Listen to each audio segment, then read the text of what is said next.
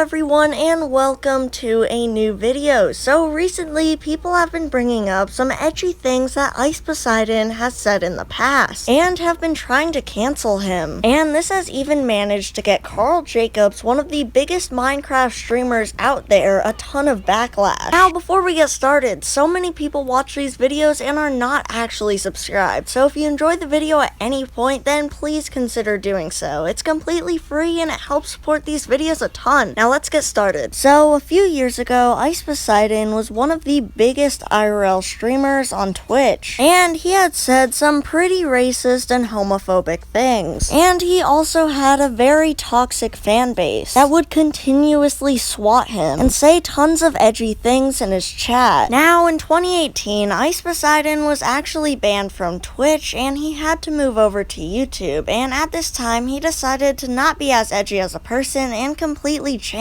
hoping that he would be allowed back on Twitch. So yeah, he had completely changed as a person, but as you guys know, recently Twitter has been going after tons of creators and trying to find edgy things that they had said in the past and cancel them. And this is exactly what they did to Ice Poseidon. Tons of people decided to go back and find all the edgy things that he had said in the past to try to cancel him in tweets. And they would just completely ignore the fact that this guy had changed and would automatically assume that he was still this edgy person, and were saying that he was just such a terrible person, even though he completely changed over the years. But things didn't end here. When people were going back to find the edgy things that Ice Poseidon did, they actually ended up finding out that Karl Jacobs used to be a big fan of Ice Poseidon and had actually met him in real life. And after this all happened, Karl decided to respond to this on a Twitch stream. Thread's going out there that I've associated with a streamer, a prominent streamer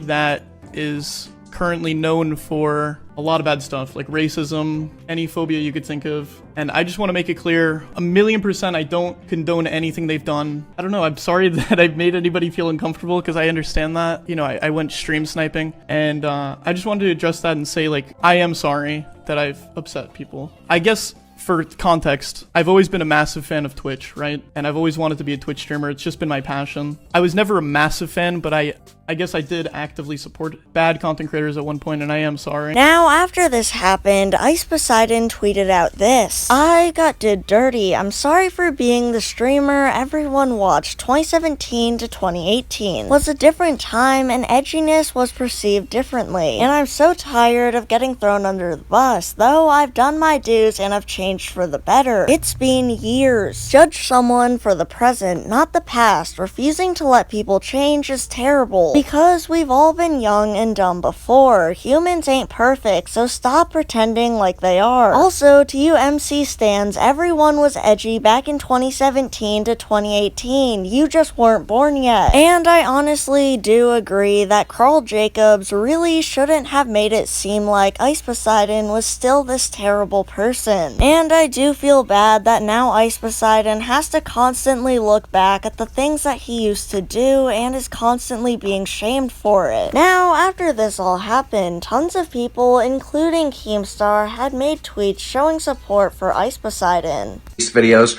Well, Karl has went off to make his own career, and he's been wildly successful. Millions and millions of fans. And yesterday, Karl got canceled by his own community. They were basically saying that Karl is a racist because he supported a racist. He supported someone that was homophobic. Who are we talking about? Who did Karl support?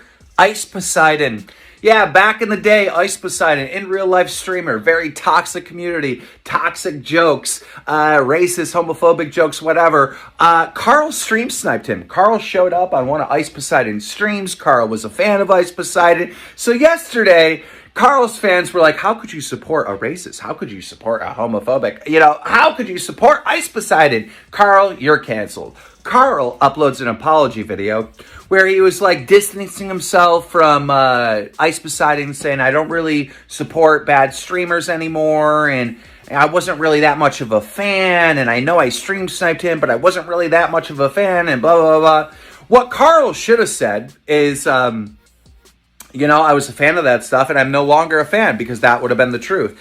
But what I don't like is that Karl had a platform of millions of people, and he could have told his audience that Ice Poseidon has changed, That's right. Ice Poseidon 2 years ago decided, I am in a toxic community, in a toxic environment. I am done with this toxic stuff. I'm going to go be a good boy streamer. That's what he did. And Ice Poseidon risked that. He risked his whole career based on being a good guy, knowing that he would lose almost all of his fans, which he did.